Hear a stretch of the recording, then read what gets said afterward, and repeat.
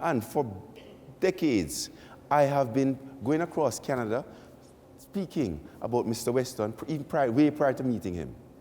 And I thought, these wealthy, successful business people, we all aspire to be financially like them. So have they used a certain set of principles that are common to all of them? And I identified some principles that are common to every single one of them. So as I go through these principles, think about the richest person that you know and see whether or not these principles would apply to that wealthy person. Number one, that person you're thinking of owns very, very few businesses. In fact, less businesses than you have fingers on one hand. Am I right? Yes? Galen, you have a dead crowd here. Am I right? Secondly, that person you're thinking of, that wealthy person, really understands those few businesses. Am I right?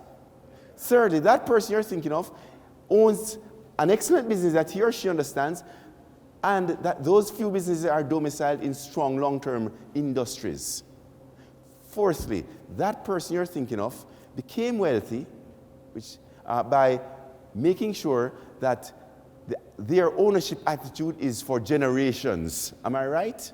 And lastly, that person you're thinking of used other people's money to become wealthy. Am I right? So those were the 5 common traits I noticed that were common to every single wealthy individual, from Bill Gates right down to the richest person in your community. So I thought, Mike, if you are going to be advising clients on how to become wealthy, you have to make sure that your advice is totally congruent to those principles. Doesn't that make sense?